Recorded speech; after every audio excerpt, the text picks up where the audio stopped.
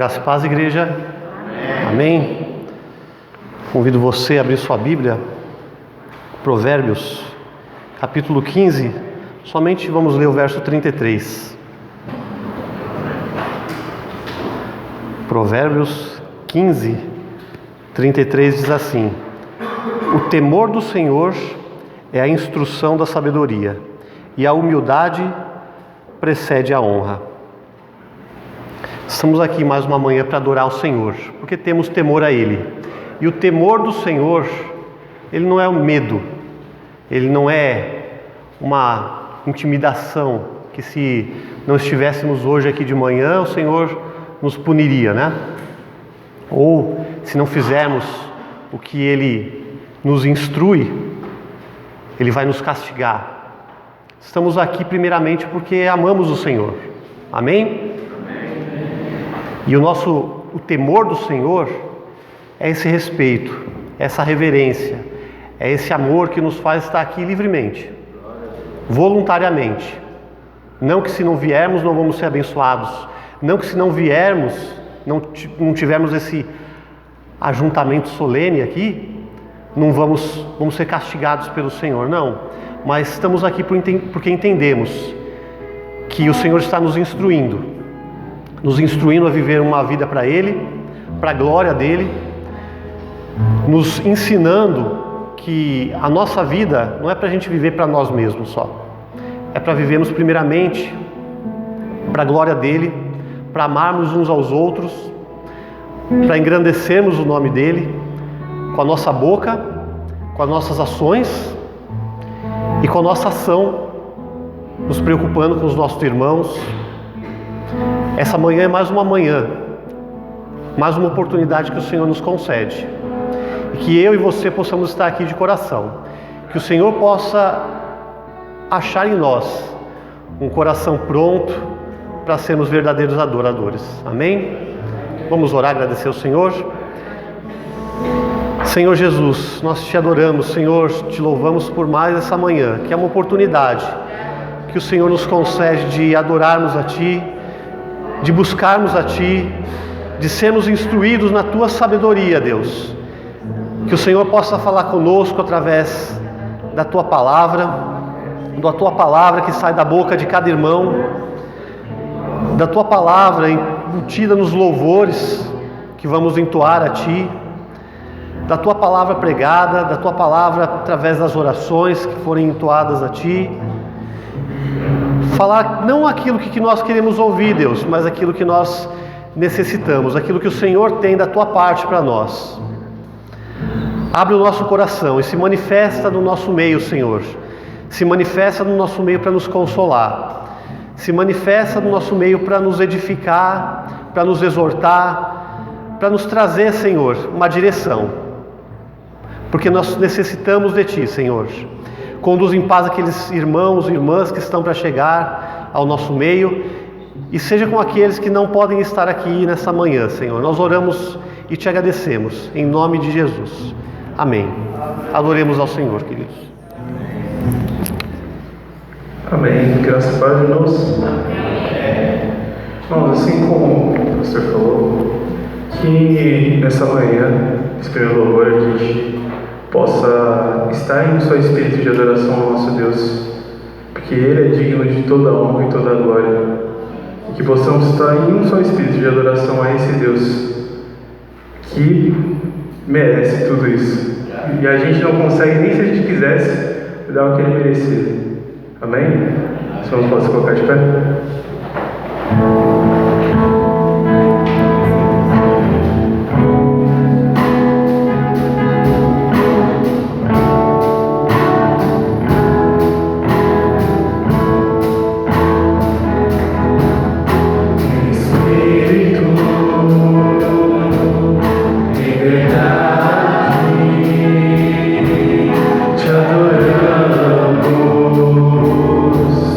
Te adoramos.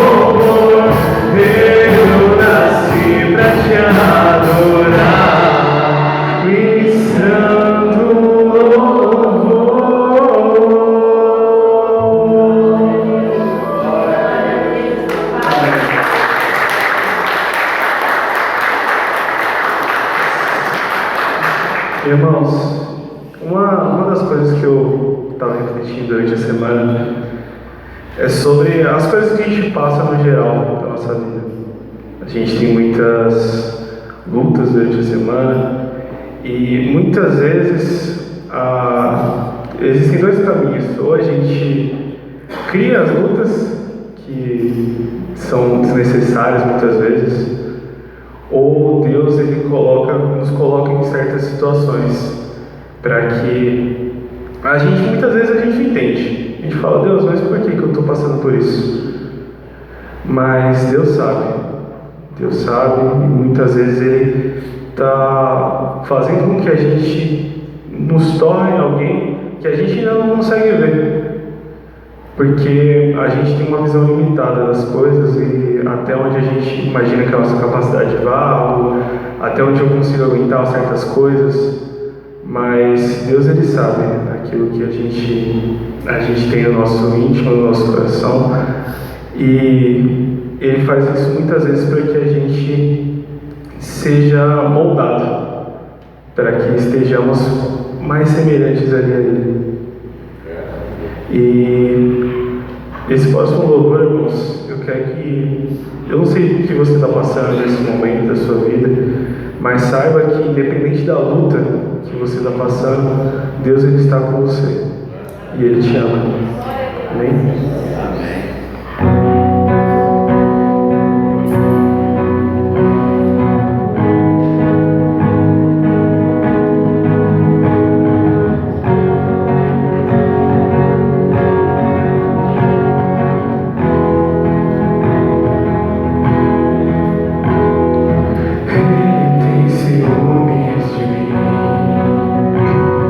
Amor furioso de quem sou refém.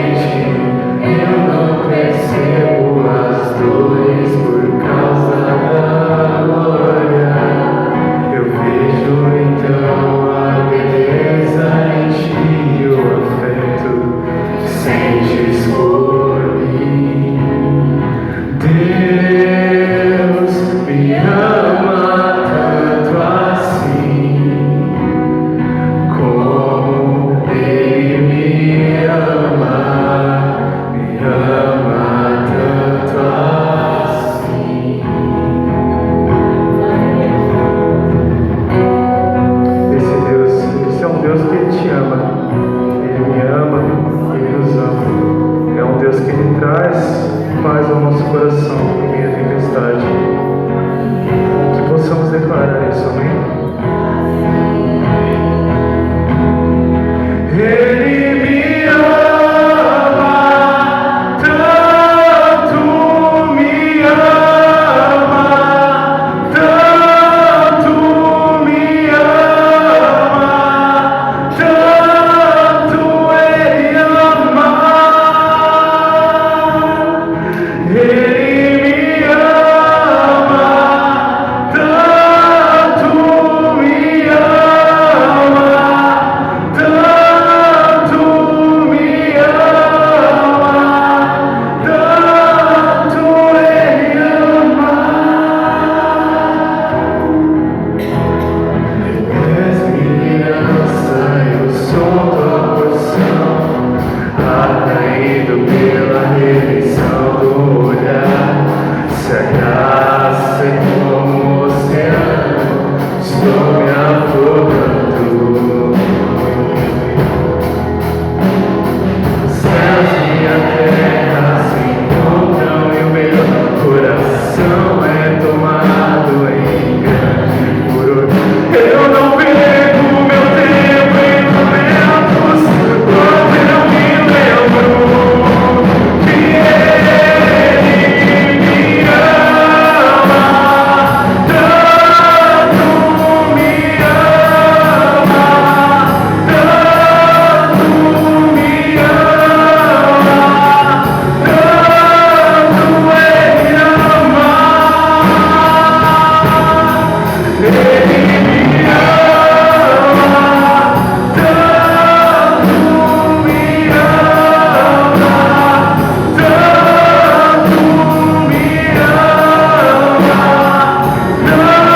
me ama, tanto Ele ama. Sim, Ele ama.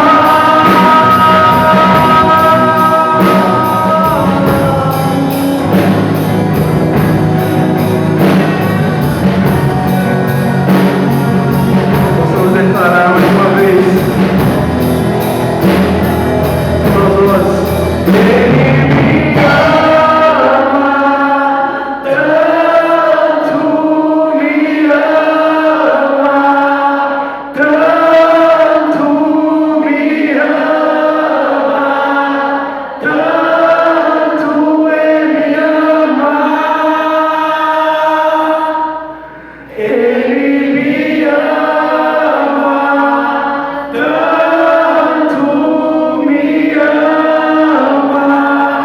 tanto me ama, tanto me ama, tanto Ele ama. Sim, Ele ama. Louvado seja esse Deus que nos ama. Santo, Santo, Senhor. Muito obrigado pelo teu amor em nossas vidas, Senhor. Santo é o teu nome. Irmãos, a gente vai passar por um momento de ofertas agora, os irmãos podem se sentar. Graça e paz, igreja, bom dia. Ó Senhor, pelo amor do nosso Senhor Jesus Cristo e a misericórdia dele, nós somos amados, né? Amém. Glória a Deus por isso. E por mais que, conforme veio, né, a palavra do irmão, que a gente passa por lutas, passa por tribulações, muitas vezes a gente bate até o desânimo, porque bate.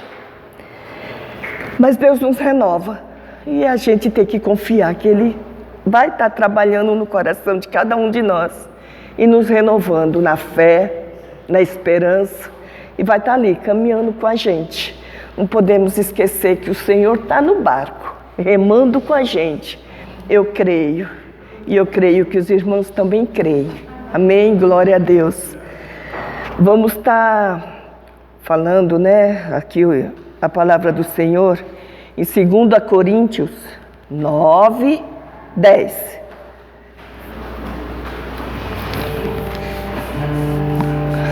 Amém? A palavra do Senhor, né, diz: aquele que supre e semeia aquele que supre a semente ao que semeia e o pão ao que come, também lhe suprirá e multiplicará a semente, e fará crescer os frutos da sua justiça. Glória a Deus por isso. Que o Senhor esteja, colocando em nossos corações para estar ofertando, semeando e sabendo que o Senhor vai estar nos suprindo. Eu creio que o Senhor não tem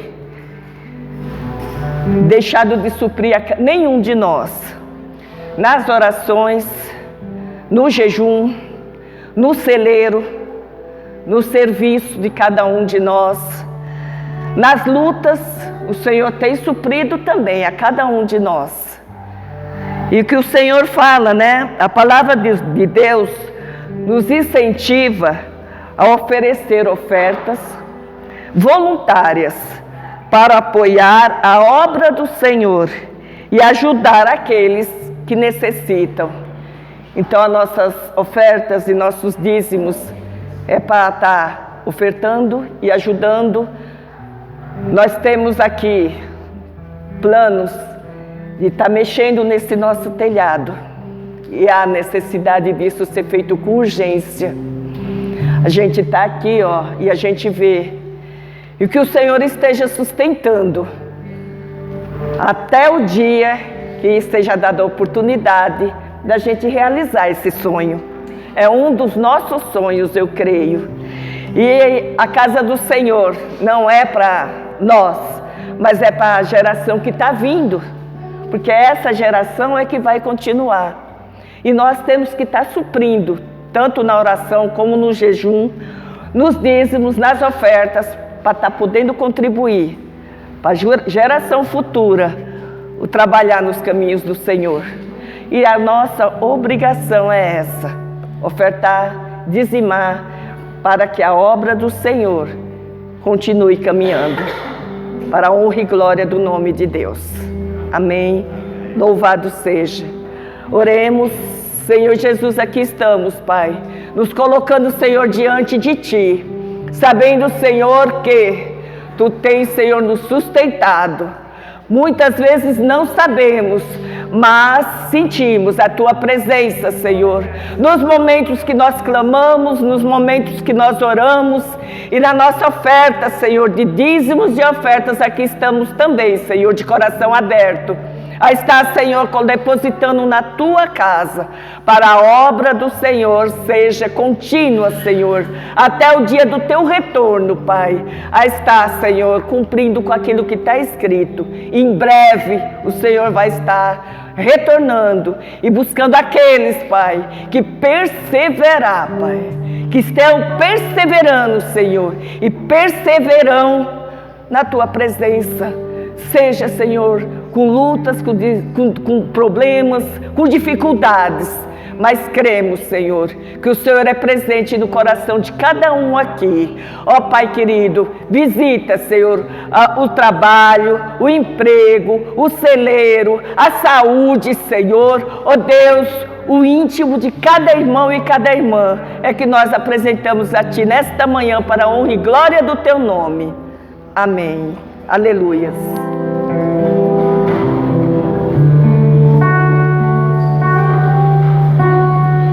Os olhos revelam que nada posso esconder, que não sou nada sem Ti. Ó meu Senhor, tudo Tu sabes de mim, quando sondas meu coração, eis que tudo podes ver bem dentro de mim. Leva minha vida a uma só verdade, e quando me sondas, nada posso ocultar.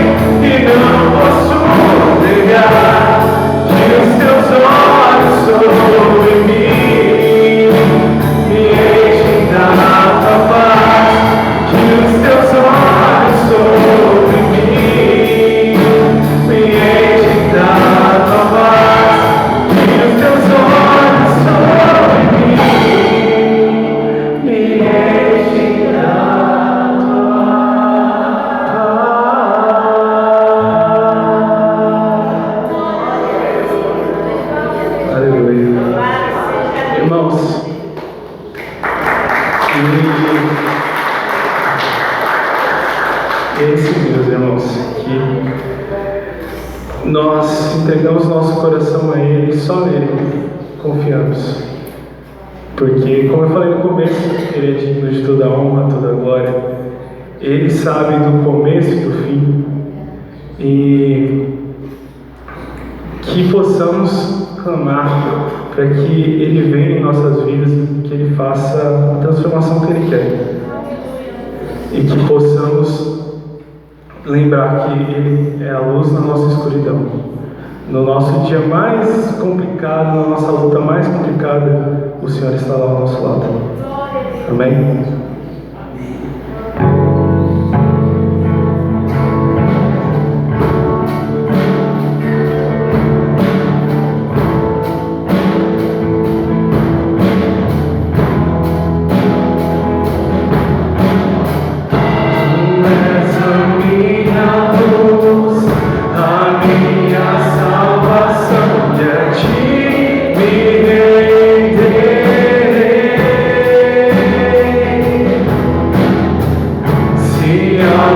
Nada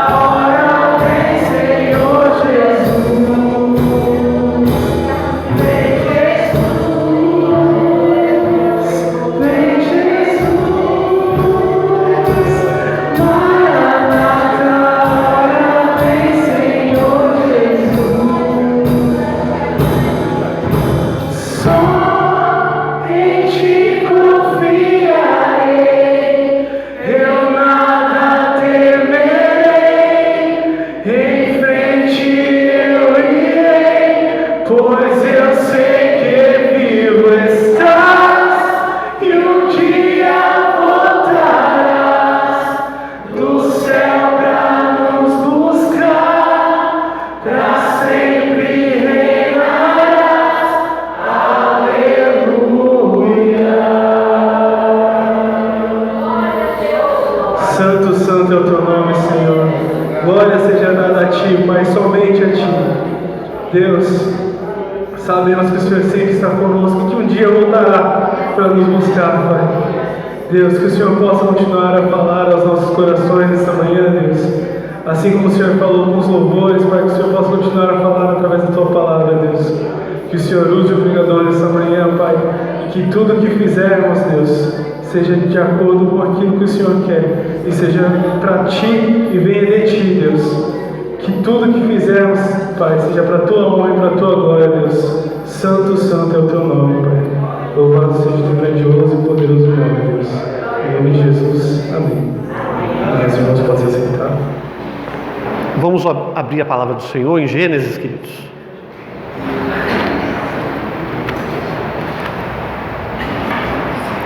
Gênesis capítulo 37. Nós vamos estar falando nessa manhã da história de José, conhecida a história de José do Egito.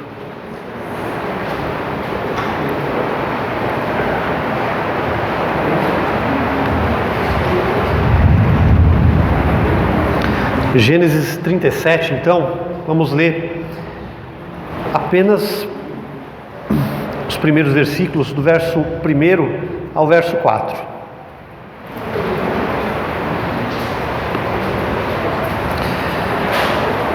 Habitou Jacó na terra das peregrinações de seu pai, na terra de Canaã.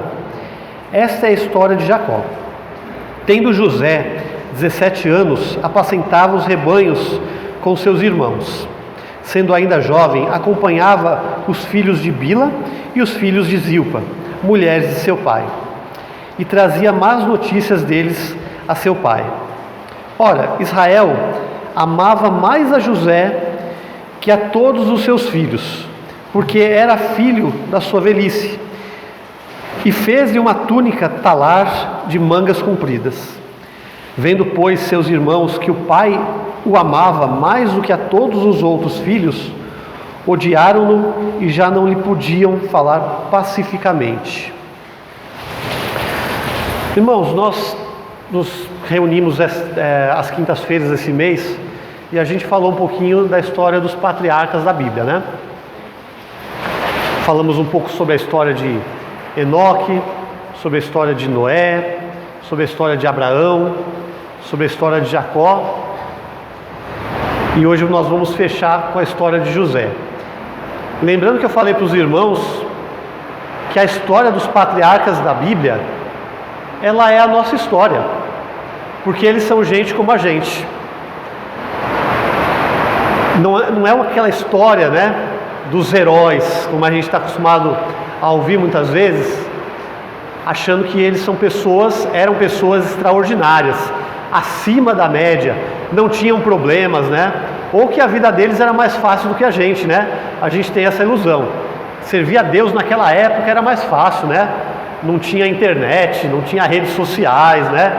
Não tinha tanto estresse, não tinha que trabalhar, produzir tão freneticamente.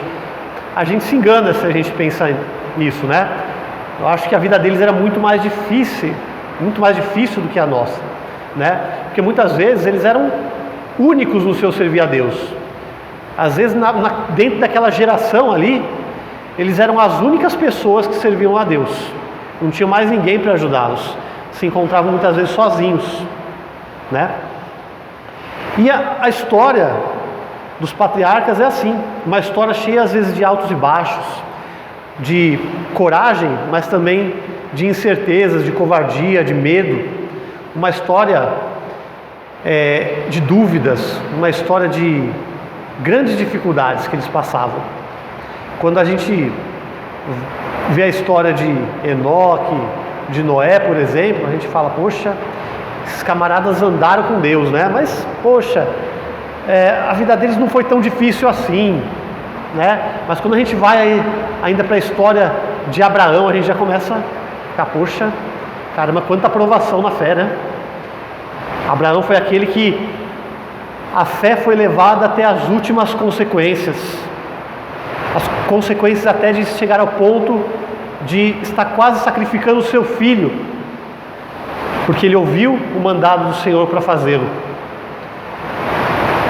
E ele optou por amar mais a Deus do que ao seu próprio filho. E Deus honrou isso. Quando a gente vai para a vida de Jacó, né, a gente vê uma pessoa torta, né, uma pessoa com a vida complicada, um cara acostumado a passar a perna das pessoas, levar vantagem sobre todo mundo, e a gente vê a transformação de caráter que Deus fez na vida de Jacó, que não foi nada fácil, né? Tendo que servir ao seu sogro, ser enganado pelo seu sogro por 20 anos, enfrentar as consequências de ter enganado seu irmão e tudo mais. Mas quando a gente vai ainda para a vida de José, aí a gente termina de ver que a vida dos patriarcas não era fácil.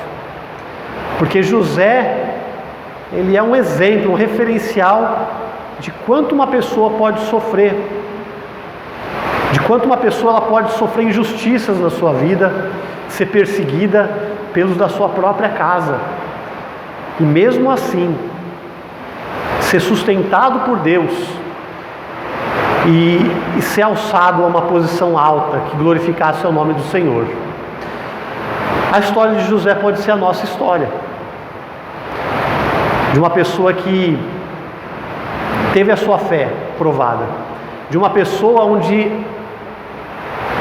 a mão do Senhor continuou com ela, sustentando, apesar dos apesares, apesar das circunstâncias negativas. A gente vai falando algumas coisas, vai narrando um pouquinho a história de José aqui, e vai passar a destacar algumas coisas que eu acho importante que a vida de José nos ensina, tá? Depois a gente faz um fechamento. Então, quem era José? A gente vê que pelo relato bíblico que José era o 11º filho de Jacó, mas era o filho amado, era o filho do coração. Nesse momento aqui da palavra, ele era o filho caçula, o filho mais novo, né? E ele era o filho da sua velhice, e além de ser o filho da sua velhice, ele era o filho da mulher, o único filho até então, nesse momento. Depois a gente vai ver que vai nascer Benjamim. Ele era o único filho da mulher que Jacó amava, Raquel. E esse preferentismo gerou uma intriga dos seus irmãos. Os seus irmãos passaram a invejá-lo. Jacó tinha um preferentismo para com José. Ele tratava José de maneira diferente e demonstrava isso perante os demais filhos. Fez até uma túnica especial para ele, né? E colocava ele numa posição de vigiar os irmãos, de dar relato do que os seus irmãos andavam fazendo, de como os seus irmãos andavam trabalhando para o seu pai, né?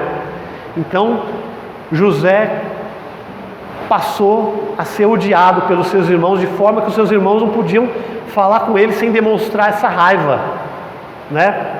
E aí começa a história de José, que vem de uma família complicada, vem de uma família meio que disfuncional, de uma família cheia de conflitos, e ele mesmo vivia esses conflitos na pele, né? Quantos de nós não tem uma família complicada, né? Por isso que eu falo que a história dos patriarcas é a nossa história, é a história de gente como a gente, história de gente humana e cheia de problemas como a gente. Então, quantos de nós não vem de uma família complicada, de uma família cheia de separações, de uma família cheia de intriga, de pessoas que muitas vezes não são bons referenciais? E José nasceu numa família dessa, cheia de gente complicada, cheio de irmão sangue nos olhos, né, como diz por aí, de irmão complicado, né?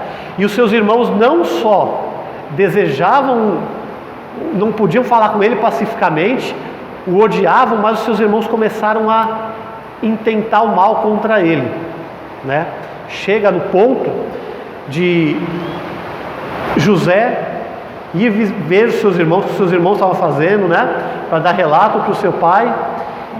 E aí os seus irmãos começam a maquinar. E agora? O que é a oportunidade que a gente tem? Ele está sozinho. O que a gente vai fazer com ele? Os irmãos pegam José, jogam ele num buraco e aí começam a maquinar o mal, começam a pensar. E aí, o que a gente vai fazer com José? Vamos matar José. Vamos sumir, dar sumiço no José para que ele não seja mais um problema para a gente. Aí um irmão abençoado, né, o menos ruim, né? O irmão menos ruim fala assim: não, vamos fazer isso não. Vamos vender ele como escravo, vamos poupar a vida dele pelo menos, né? Não vamos matar ele não, vamos vender ele como escravo. E aí a gente vê antes disso, né? Melhor, antes de José ser vendido, né, como escravo, tem um episódio aqui que são os sonhos de José. José passa a sonhar. Isso que mais enfurece os seus irmãos. José começa a ter sonhos e sonhos de grandeza, né? Que os seus irmãos e sua família estavam lhe servindo, né? Verso 5, a partir do verso 5 fala: teve José um sonho e o relatou aos seus irmãos. Por isso o odiaram ainda mais. Pois lhe disse: rogo-vos ouvir o sonho que tive. Estávamos feixes no campo, atávamos, melhor dizendo, feixes no campo, e eis que meu feixe se levantou e ficou em pé, e os vossos feixes o rodeavam e se inclinavam perante o meu. Então lhe disseram seus irmãos: reinarás com efeito sobre nós? E sobre nós dominarás realmente? E com isso tanto mais o odiavam, por causa dos seus sonhos e de suas palavras. Teve ainda outro sonho, e o referiu a seus irmãos, dizendo: sonhei também que o sol, a lua e 11 estrelas se inclinavam perante mim. Contando-o a seu pai e a seus irmãos, repreendeu o pai e lhe disse: que sonho é esse que tiveste? Acaso viremos, eu e tua mãe e teus irmãos, a inclinar-nos perante ti na terra? Seus irmãos lhe tinham ciúmes, e o pai, no entanto, considerava o caso consigo mesmo. José era aquele adolescente que a gente pode chamar de um adolescente meio que sem noção, né? Ele sofria de sincericídio, porque ele não só tinha os sonhos, mas ele contava, né? Ele contava. Já dava para perceber que os irmãos não gostavam dele, odiavam, mas ele vai ter um sonho desse e ainda ele vai lá e relata, né? Fazer com que seus irmãos o odiassem ainda mais e chegassem nesse relato dos irmãos jogá-lo no buraco e quererem o seu mal a ponto de venderem José como escravo. Aqui vai um ensinamento prático, interessante para a gente, né? Nem tudo que a gente sonha, nem tudo que a gente guarda do nosso coração, os nossos segredos, a gente tem que relatar às pessoas que não vão entender, às pessoas que estão ao nosso redor, aqueles que fazem parte da nossa intimidade. Porque tem pessoas que fazem parte da nossa intimidade, familiares, pai, mãe, irmãos, amigos íntimos, colegas de trabalho. E tem pessoas que querem coisas, têm boas intenções, desejam coisas boas para si e relatam isso para os outros, externalizam isso, né? E aí, né, como diz aquele ditado, o peixe morre pela boca, né? Isso faz mal. Não que você está falando alguma coisa indevida, alguma mentira, mas muitas vezes você partilhar os segredos do seu coração com pessoas que não querem o seu bem, por mais que elas façam parte do seu círculo íntimo, muitas vezes vai te trazer mais problemas, mais desgraça, porque não é todo mundo que te rodeia que quer o teu bem, não é todo mundo que faz parte da sua vida. Não é porque ela faz parte da sua vida, porque ela nasceu do seu lado ali, que ela quer o seu bem. A história de José nos mostra isso. Não é porque aquela pessoa, ela te ouve no seu trabalho, ela fica atenta pelo que você está falando, ela procura saber o que acontece na sua vida, que ela quer o seu bem. Então nós temos que ser prudentes. Nós temos que ser pessoas que são simples como as pombas, como Jesus ensinou, mas prudentes como a serpente.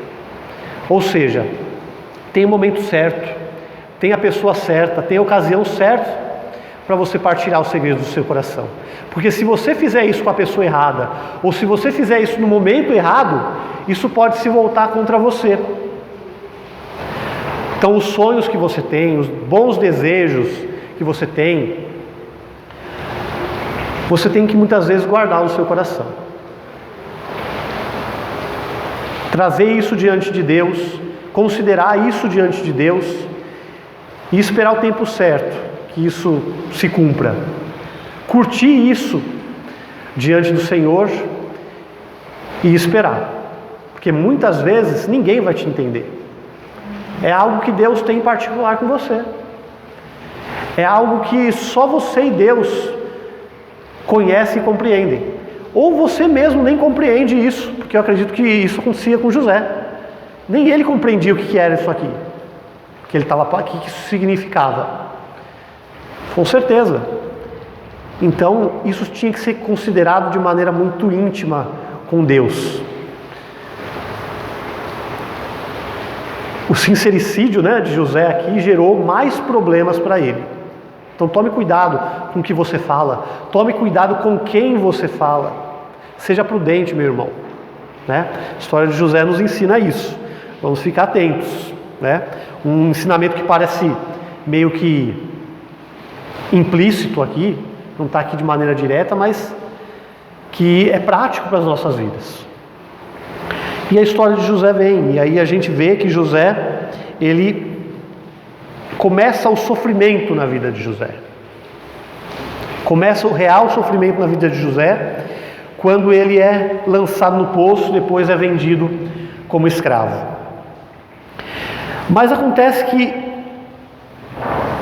José passa por todo esse inferno, por todo esse sofrimento aqui, e com certeza as pessoas que olhavam para José, para a vida dele, elas falavam: esse cara tá mal, hein? Esse cara foi amaldiçoado por Deus, foi abandonado por Deus. Esse cara tá perdido. E José muitas vezes poderia pensar isso: e agora? Será que Deus me abandonou? Será que Deus me deixou? Será que Deus se esqueceu de mim? Será que eu pequei contra Deus? Mas os versos, capítulo 39 agora, quando a gente vai para o capítulo 39, nos versos 2, ele diz algo que chama a nossa atenção.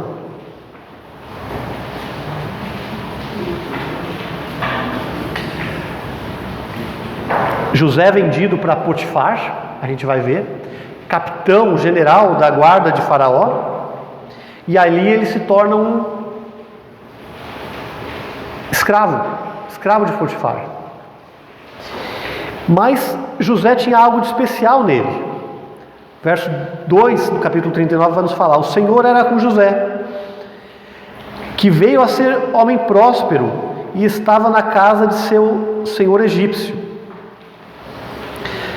Vendo Potifar que o Senhor era com ele e que tudo que ele fazia, o Senhor prosperava em suas mãos. Aí a gente vai para o versículo 25 ali, que fala: e desde que o fizeram mordomo de sua casa, e sobre tudo o que tinha, o Senhor abençoou a casa do egípcio por amor de José. A bênção do Senhor estava sobre tudo quanto tinha, tanto em casa como no campo. Longe do Senhor não está com José. Apesar de José ter sido vendido pelos seus irmãos como escravo, apesar de José ter se tornado escravo na casa de Potifar, o Senhor era com José. E o Senhor fazia José prosperar. Aqui tem um outro ensinamento muito maravilhoso, que às vezes a gente não presta atenção, a gente só presta atenção na prosperidade, Mas que o Senhor está conosco não nos livra de passarmos por situações difíceis, não nos livra do mal nos alcançar. Porque às vezes a gente pensa, poxa, se o Senhor é comigo, eu só vou prosperar. Se o Senhor está comigo, eu só vou ter coisas boas na minha vida. E a gente pensa o contrário também. Se coisas ruins estão acontecendo comigo, é porque o Senhor não está comigo. É porque o Senhor me abandonou, porque o Senhor se esqueceu de mim. E a vida de José nos lembra que não, que muitas vezes o Senhor pode estar conosco e a gente passar momentos desagradáveis, por sofrimento, por tristezas, por desilusões, porque isso faz parte da vida. O sofrimento faz parte da vida, inclusive da vida dos servos de Deus. E não é porque o Senhor está conosco que o mal não vai nos alcançar. E não é porque o mal nos alcançou que o Senhor deixou de estar conosco. O Senhor fazia José prosperar. E não somente José, mas as pessoas que estavam ao redor de José. Mas José estava vivendo momentos difíceis. José estava alçado numa condição que ele não gostaria de estar. Numa condição que todos falavam, esse camarada está perdido. Não queria estar na pele dele. Muitas vezes as pessoas, você está numa condição dessa. E as pessoas olham para você e falam, poxa, não queria estar na tua pele, né? E aí você fica se questionando, caramba, será que isso é servir a Deus? Será que Deus está realmente comigo? Será que eu não fiz alguma coisa para merecer esse castigo aqui, ou estar nessa condição, estar passando por tanto sofrimento, por tanto perrengue na minha vida? Calma. Calma. Não é porque você está passando por isso que o Senhor te abandonou. O Senhor muitas vezes opera de forma silenciosa e de forma que a gente não entende. A vida de José nos mostra isso. Quem imaginar que Deus tinha um plano lá na frente? É fácil a gente pegar a vida de José e a gente olhar do nosso ponto de vista tanto tempo depois, né? É fácil falar, José, você tinha que ter fé mesmo.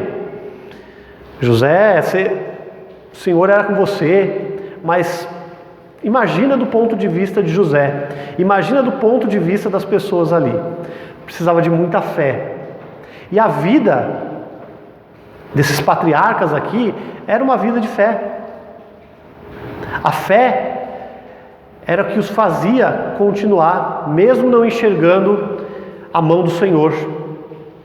E eu tenho certeza que José pôde ver a mão do Senhor na vida dele, mesmo estando numa situação dessa, numa situação de desgraça, numa situação onde ele não via o atuar de Deus, ele não via esperanças. Como que o Senhor pode ser comigo se eu estou aqui nessa situação de escravo? Se nem onde eu decidi o que eu vou fazer da minha vida eu posso.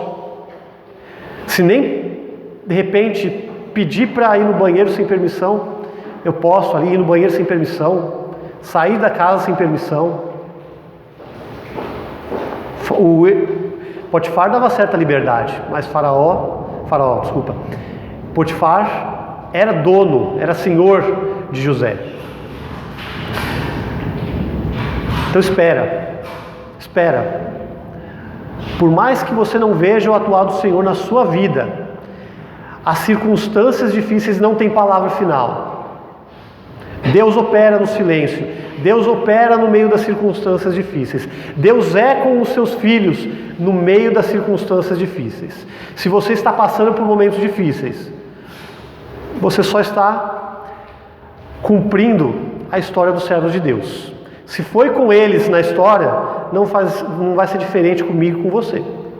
Vamos padecer dificuldades. Vamos passar por momentos complicados, onde a gente duvida da providência de Deus, onde a nossa fé vacila. Mas o Senhor não deixou de estar nos amparando, não deixou de ser Senhor sobre a nossa vida. Amém? Prosseguindo, não bastava José ser escravo, né? A gente vê que, prosseguindo na história, que a mulher de Potifar coloca os olhos em José e começa a cobiçar José, moço formoso, trabalhador, onde tudo que ele colocava a mão prosperava. José era uma pessoa realmente especial, fazia a diferença onde ele estava. E a mulher de Potifar cresceu os olhos. E aí José não deixou claro que não queria nada com ela, né? Interessante a postura de José aqui. Capítulo 39 ainda, verso 7, ele fala: aconteceu que depois dessas coisas, que a mulher de seu senhor pôs os olhos em José e lhe disse: deita-te comigo.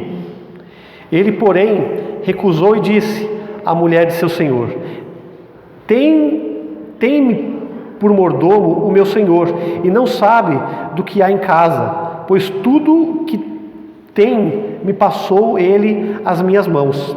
Ele não é maior do que eu nesta casa, e nenhuma coisa me vedou, senão a ti, porque és sua mulher. Como, pois, cometeria eu tamanha maldade e pecaria contra Deus? A gente vê aqui a integridade de caráter de José, mesmo na condição de escravo, né? Muitos falariam: nossa, José, como você é bobo, né? Porque você não aproveitou essa oportunidade, essa chance de melhorar um pouco a sua vida, né? Falando com os jovens hoje em dia, principalmente, né? Os jovens dessa geração que querem levar vantagem em tudo, né? Poxa, você é vacilão, hein? Os jovens falam, né? Caramba, José foi vacilão, teve a oportunidade e não aproveitou. Caramba, podia ter dado uns catos na mulher de Potifar ali, ter melhorado um pouquinho a sua situação, mas José era temente a Deus. E uma coisa interessante aqui, que para José, pecar contra Potifar era pecar contra Deus. Tomar a mulher de Potifar como sua mulher, deitar-se com ela, não seria somente um pecado contra o seu senhor, seria um pecado contra o próprio Deus. As pessoas poderiam pensar: mas espera aí, o que tem a ver uma coisa com a outra, né? Potifar era um homem ímpio, não temia a Deus, assim como muitas vezes o nosso patrão, assim como muitas vezes os nossos amigos, os nossos familiares, não são tementes a Deus. Mas fazer o mal contra essas pessoas, por mais até que, não era o caso aqui de Potifar, mas por mais que elas até queiram o seu mal, por mais que realmente elas mereçam, pagar o mal com o mal, pagar com a mesma moeda, pecar contra as pessoas que estão sobre nós, é pecar contra Deus. Porque nada nos acontece se o Senhor não permitir. E muitas vezes as pessoas que estão com autoridade sobre nós, elas estão exercendo a autoridade que Deus lhe permitiu, para o bem ou para o mal. Se está acontecendo com você algo, se você está sendo perseguido no seu serviço, imagino que não é uma situação agradável, né? Ninguém quer isso na sua vida, ser perseguido pelo seu patrão, ser perseguido pelos seus irmãos, pelo seu colega de trabalho. Mas se isso está acontecendo, muitas vezes acontece pela permissão de Deus. E você pagar o mal com o mal, você aproveitar as oportunidades para se vingar dessa pessoa, é você pecar contra Deus, não somente contra essa pessoa. Então José sabia disso, ele era temente contra as pessoas, mas ele era temente também com Deus. Ele guardava o temor no seu coração. Ele sabia que Deus tinha colocado ele ali, por algum motivo que até então ele não entendia muito bem, mas Deus tinha permitido que ele estivesse ali. Se Deus permitiu que ele estivesse ali, era para que ele desse testemunho de Deus, era para que ele glorificasse o Senhor através das oportunidades, sendo uma pessoa leal, sendo uma pessoa íntegra de coração, expressando o Deus que ele servia. Então, se o seu patrão está te perseguindo, se estão acontecendo coisas difíceis com você, talvez sejam oportunidades de você demonstrar que Deus é na sua vida, que Deus é bom e que o Senhor transformou o seu caráter para que você não haja da mesma forma que as pessoas agem com você. Então dê testemunho do Senhor em toda situação que você passar. Não esqueça que ir contra as pessoas muitas vezes é ir contra os propósitos de Deus. Deus está acima de todas as coisas e Ele quer que a gente dê testemunho dEle. Seja fiel a Ele nas pequenas e nas grandes coisas, porque o mundo está olhando para nós. As pessoas estão olhando para nós esperando ver algo diferente, ou até esperando falar assim: poxa, tá vendo? Essa pessoa falava que temia a Deus, que era crente, que era cristão. Aí, ela faz a mesma coisa que os outros fazem quando ela é provocada. Ela mente, ela engana, ela paga o mal com o mal, ela se vinga, ela fala mal dos outros, ela participa das fofocas do mesmo jeito. É nessas situações que o nosso temor a Deus ele tem que ser expresso. A gente fugindo daquela panelinha negativa, daquela conversa esquisita, aquela conversa maliciosa. Como que eu vou impedir de ficar ali no meio da fofoca e tal? Você não precisa estar. Quando a pessoa te provoca, você dá a sua presença se você quiser. Você tem várias escolhas ali. Você pode não estar presente. Estando presente, você pode não responder da mesma forma. Sempre a gente vai ter escolhas. Sempre, sempre. José tinha uma escolha aqui. Ele poderia falar assim: poxa, o cara me fez como escravo, eu não passo de um escravo para ele. Ele me ajuda, mas porque eu estou ajudando ele. Mas porque na verdade ele está pensando nele. Então eu vou aproveitar aqui que a mulher dele não é uma mulher fiel. Na verdade é ela que veio me procurar. E eu vou tirar uma casquinha, né? Eu vou tirar proveito da situação. Mas não. José foi fiel a um homem que não merecia. Mas por temor a Deus. Porque Deus merece. Deus merece que você seja fiel. Deus merece que você seja uma pessoa honrada.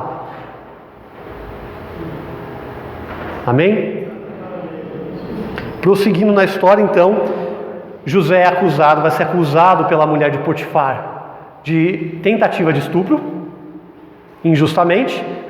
A mulher de Potifar quer pegar José na marra, José se desvencilha, a túnica de José fica com a mulher de Potifar, que o acusa de tentativa de estupro. José é jogado no cárcere, José é jogado na cadeia, de escravo ele passa a ser um prisioneiro, um detento ali. Aí a gente pensa assim: poxa, parece que não podia ser pior, né? Caramba, não tinha como piorar a vida de José. Agora José abandona Deus. Agora José desanima. Agora que não tinha mais chance para ele, né? De escravo ele passa a ser detento. O que esperar de uma vida como essa? Mas José continua honrando a Deus, mesmo na prisão. Ele não só não deixa de esperar no Senhor, ele não só não deixa de continuar crendo que Deus era na vida dele, como ele não deixa de continuar praticando o bem, de ser uma pessoa especial, de ser uma pessoa bondosa, de ser uma pessoa íntegra, mesmo na cadeia, mesmo no cárcere. Aí a gente vai lá para o verso 23 do capítulo 39, onde diz: e nenhum cuidado tinha o carcereiro de todas as coisas que estavam nas mãos de José, porquanto o Senhor era com ele, e tudo que ele fazia, o Senhor prosperava. Então o Senhor continuava com José. E não somente continuava com José, mas continuava prosperando José, mesmo na cadeia. Mas a gente pode pensar, né? Peraí, mas o Senhor está prosperando José? Que prosperidade é essa, né? José, de um homem livre, passa a ser vendido como escravo. De escravo agora ele passa para ser um prisioneiro. E ele tem prosperidade?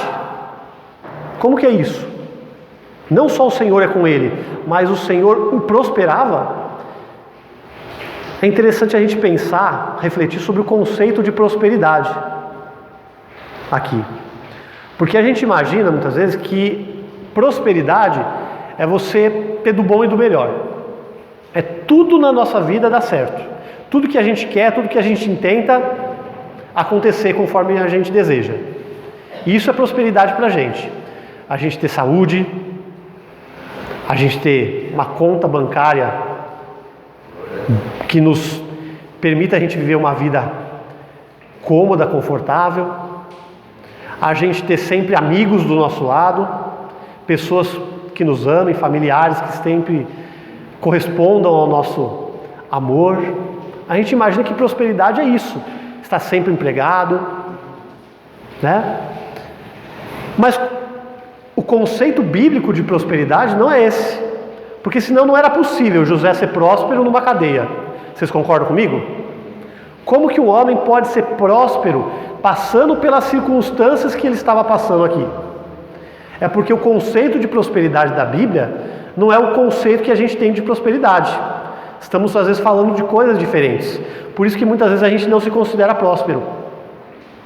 Como que eu posso me considerar uma pessoa próspera se isso acontece na minha vida? Se meu filho está doente, se eu estou desempregado, se eu estou sofrendo de depressão, se eu estou padecendo necessidade aqui, estou desempregado, se a minha mulher, meu marido não está demonstrando amor para comigo, se o meu filho saiu de casa, me abandonou e não me rejeita no seu amor, aí a gente fala, bom, Deus pode até estar comigo, me provando, mas eu ter prosperidade? Eu ser uma pessoa próspera? Não. Aí já é exagerar. E não. Prosperidade na Bíblia é primeiramente ter a presença do Senhor. É o Senhor ser conosco. É o Senhor não nos abandonar no meio do perrengue que a gente está passando, no meio do sofrimento, no meio da solidão. E prosperidade também não é as coisas acontecerem como eu quero, é as coisas acontecerem como o Senhor deseja. É eu conseguir manter a minha integridade de caráter e não abandonar o Senhor e não esmorecer na minha fé, mesmo em meio a circunstâncias difíceis. Isso é prosperidade, é eu não desistir, não perder as esperanças. É não deixar de ser vida, de ter vida. É não deixar de ter ânimo para viver no meio das circunstâncias difíceis. Isso é prosperidade, porque o ímpio dá o seu fruto a todo momento, mesmo em meio ao tempo seco, ao tempo de sequidão. Então, o conceito bíblico de prosperidade é isso. Então você pode se considerar uma pessoa próspera, independente do que você está vivendo, independente do que você está passando, meu irmão. Porque o Senhor é na sua vida. Porque você tem ainda escolha de decidir ser uma pessoa íntegra, de caráter. Porque você ainda pode estar decidindo viver, continuar lutando, mesmo em meio à dificuldade.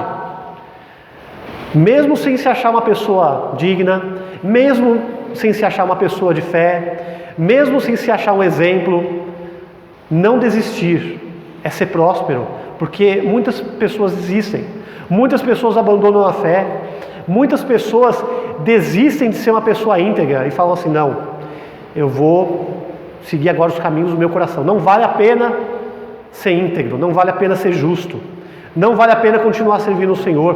Por quê? Porque eu só tenho desgraça acontecendo comigo. Eu tive bons tempos, mas agora o Senhor permitiu que isso acontecesse na minha vida. Não. Deus não vale a pena. Quando você escolhe a permanecer fiel ao Senhor, você já está tendo prosperidade.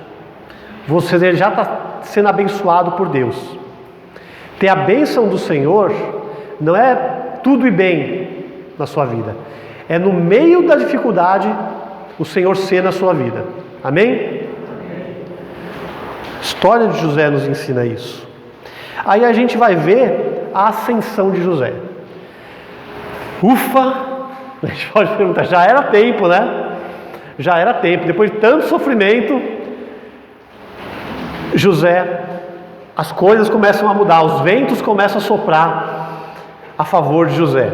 E aí a gente vai ver no relato bíblico que José continua sonhando.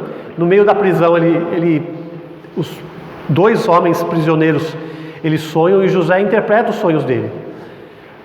Um será condenado e o outro será restabelecido a sua posição. E José fala: olha, quando você estiver numa boa posição ali, não se esqueça de mim. Mas o homem se esqueceu, né? O homem se esqueceu. E aí José continua ali na prisão. Mas um belo dia, Faraó sonha. Faraó, governante do Egito, sonha um sonho complicado, onde ele sonha com 7 vacas gordas e 7 vacas mirradas, e as mirradas devoravam as gordas. Sonha com 7 espigas formosas e 7 espigas mirradas, e as mirradas devoravam as gordas. Poxa, que sonho estranho. E Faraó pede aos seus adivinhos que adivinhem, interprete esse sonho. E os seus adivinhos, seus magos, não são capazes de interpretar esse sonho. E é aí que aquele homem que José havia interpretado os sonhos dele se lembra de José. As coisas têm um tempo certo de acontecer. E aí Faraó chama José para a presença dele, e José pode interpretar os sonhos de Faraó. José tinha esse dom que Deus lhe concedeu.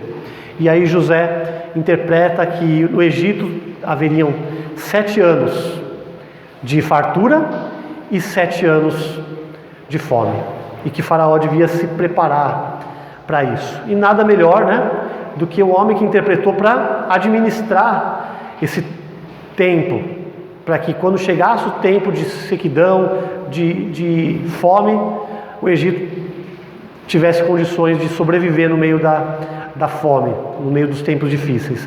E José é alçado à posição de governante do Egito, só abaixo da posição de Faraó. Daria tudo para ser um filme espetacular, né? Como muitos filmes se inspiram na história de José e retratam essa história, muitas novelas, né?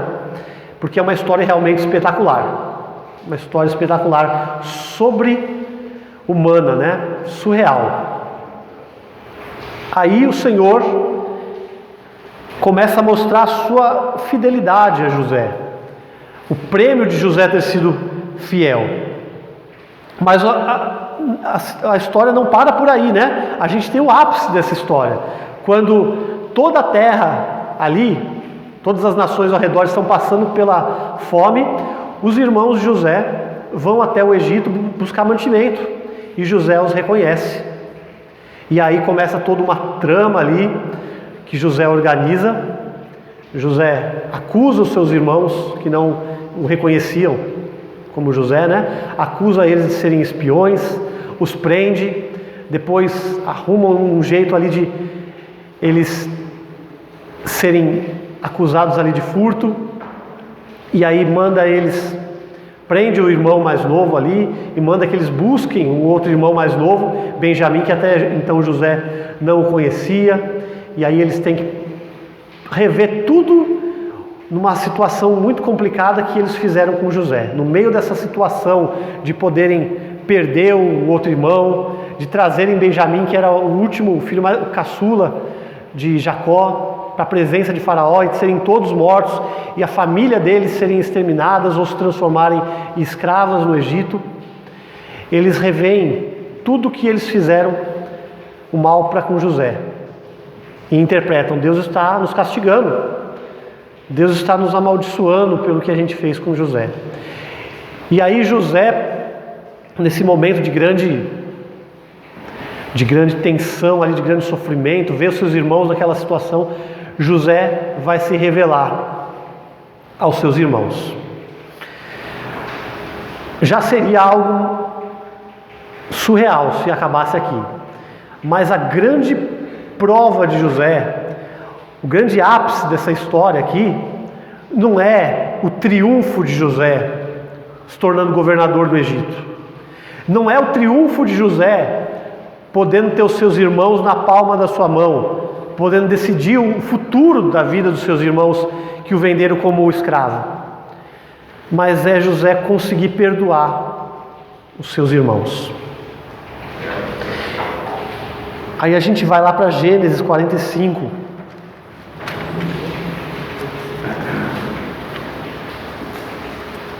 Verso 15.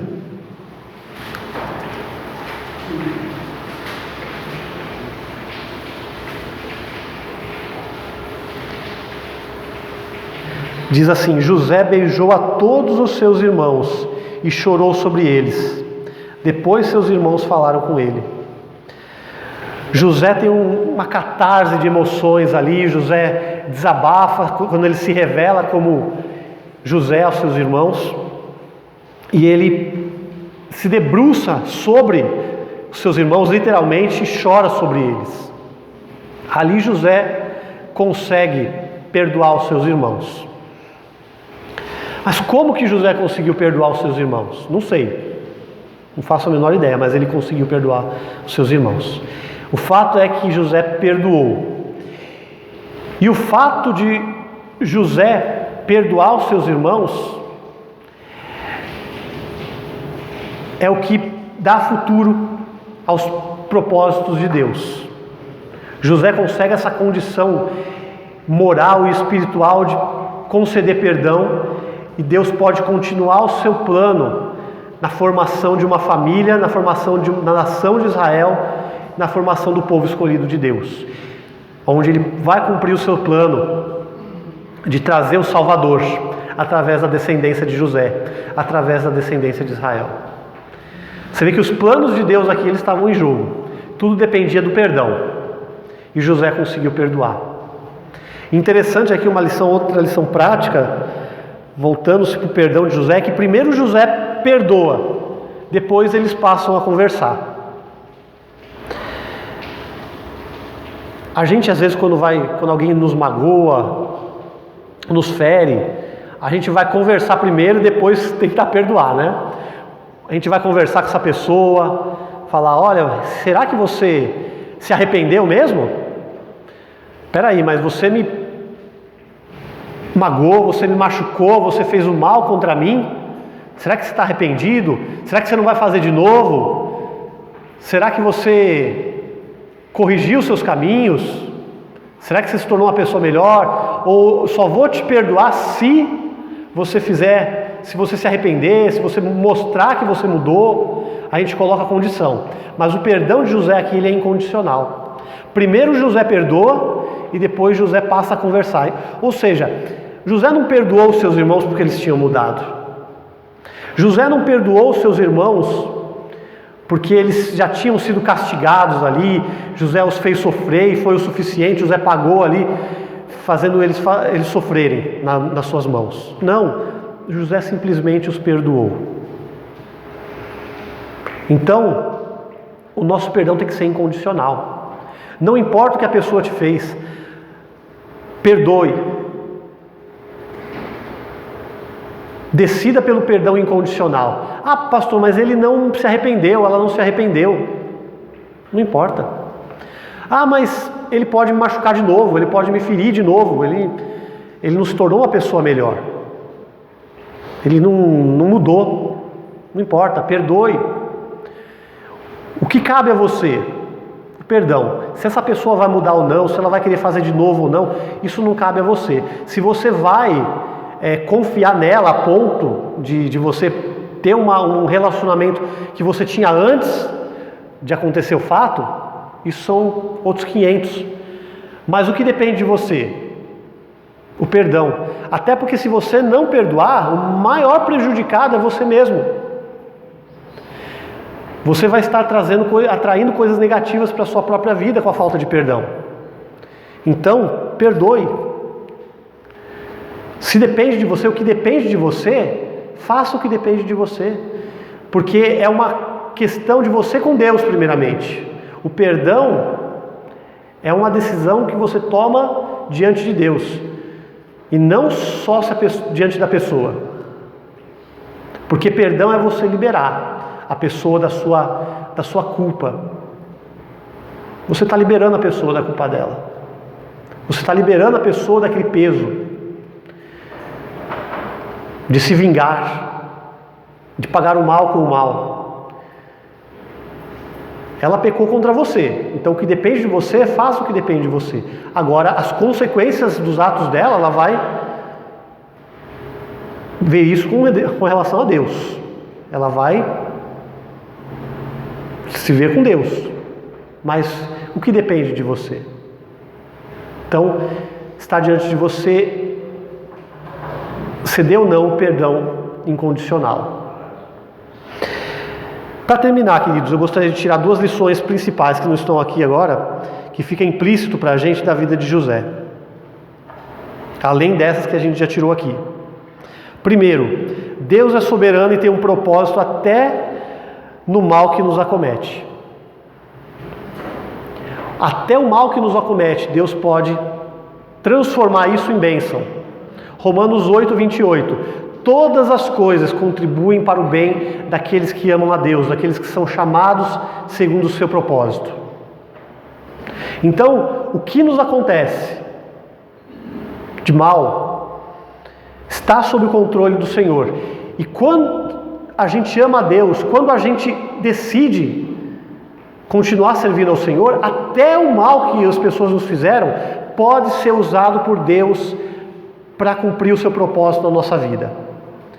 Ou seja, o que nos acontece não podem parecer erros de percurso ao nosso ponto de vista, mas para Deus não. Muitas vezes Deus usa isso para trabalhar no nosso caráter com o sentido de nos aperfeiçoar, de nos mostrar o seu amor e de fazer o seu propósito maior, que às vezes a gente não conhece, não sabe o sentido maior que Deus tem para a nossa vida. E esse mal que aconteceu na sua vida vai contribuir para que Deus cumpra seu propósito na sua vida.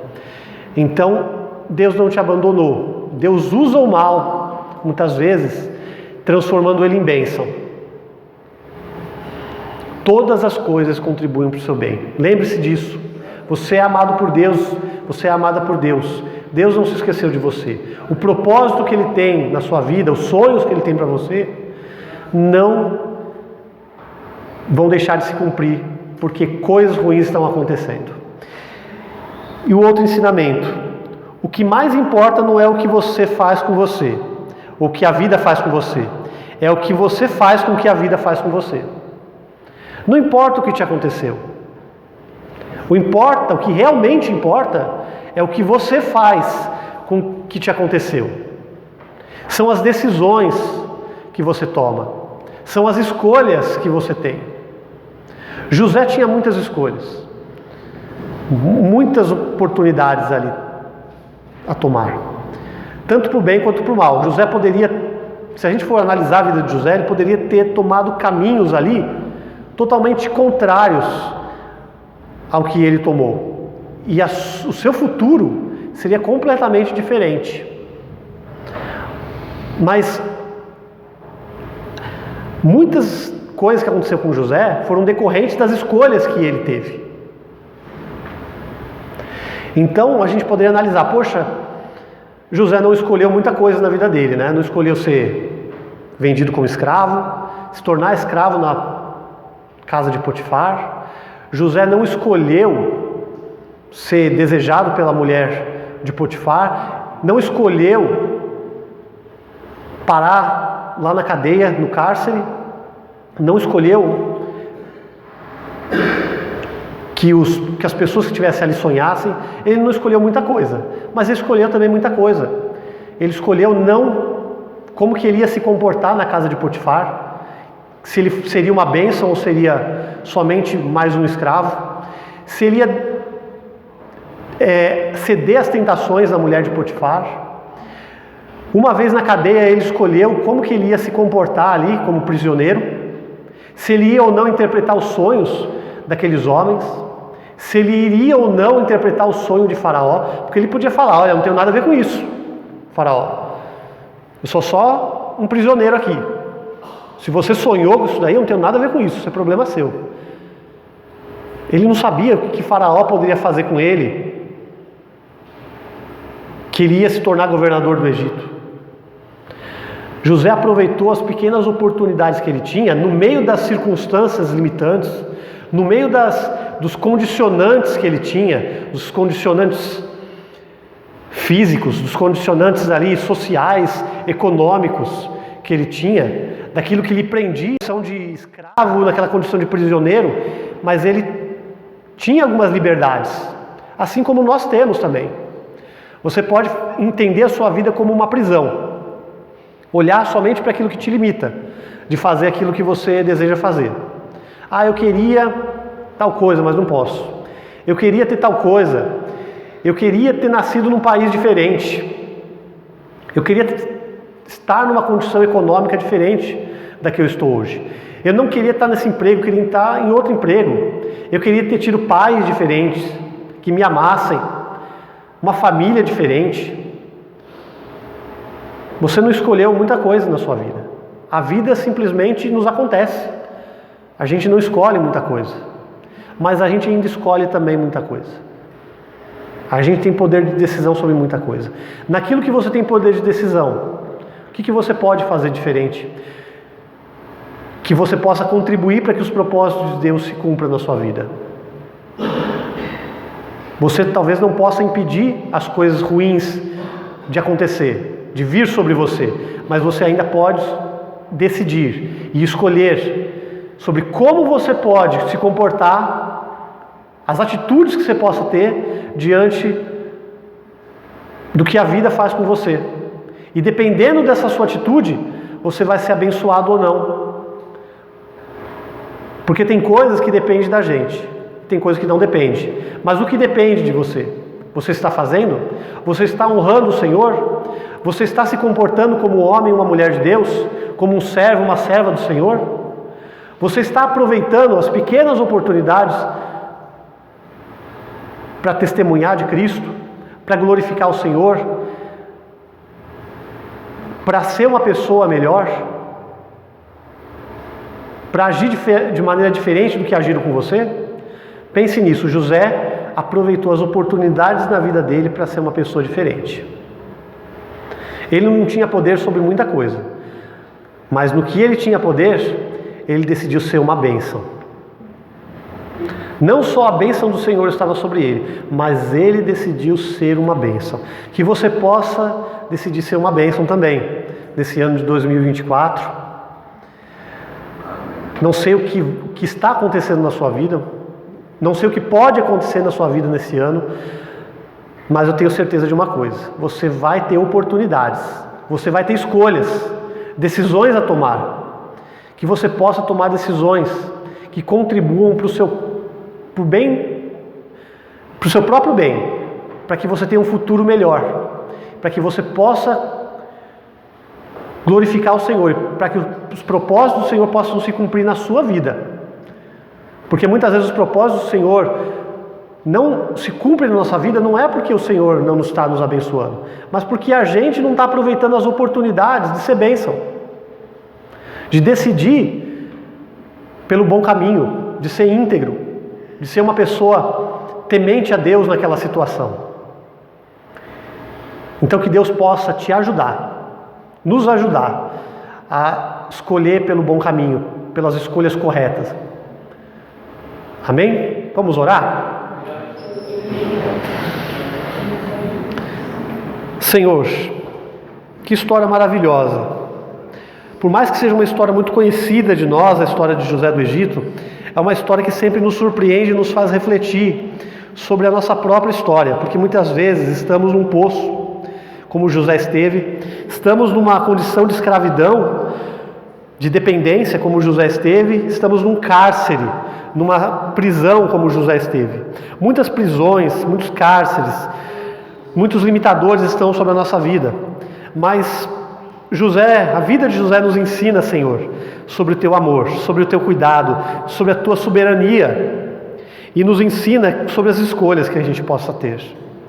Que a gente possa, Pai, escolher honrar o Senhor acima de todas as circunstâncias, ser fiéis a Ti e abençoar vidas. Lembrando que o Senhor pode nos usar.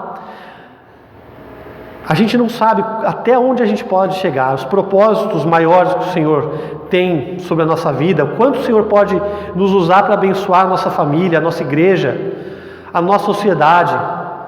Assim como José também não sabia como ele poderia abençoar aquela nação e a sua família, a família do seu pai. Que a gente possa contemplar a Tua soberania, a Tua providência, o Teu cuidado, e não ser pessoas que percam as esperanças. E que a gente possa, Senhor, decidir ser temente a Ti em toda e qualquer situação. Trabalha no nosso coração para nos transformar em bênção, Pai, em pessoas prósperas, independente do que esteja nos acontecendo ou do que venha nos acontecer. Nos dá essa condição espiritual, Senhor, porque José era um homem cheio do Teu Espírito, assim como nós somos também. O Senhor derramou o Teu Espírito em nós para nos fazer pessoas prósperas, para nos fazer pessoas especiais, para nos fazer homens e mulheres de Deus. Nós temos o Teu Espírito, nós temos a Tua presença, e isso faz toda a diferença, Pai. Nos ajuda, Senhor, no meio de tudo que estivermos passando, a honrar a Ti. Nos dá uma semana abençoada na Tua presença, e que nós possamos, Senhor, aproveitar toda a circunstância para glorificar o Teu nome. Que o amor de Deus Pai, que a graça de nosso Senhor Salvador Jesus Cristo e que as consolações do Santo Espírito de Deus seja sobre toda a sua igreja que se reúne aqui e em toda a face da terra. Amém. Deus abençoe, queridos.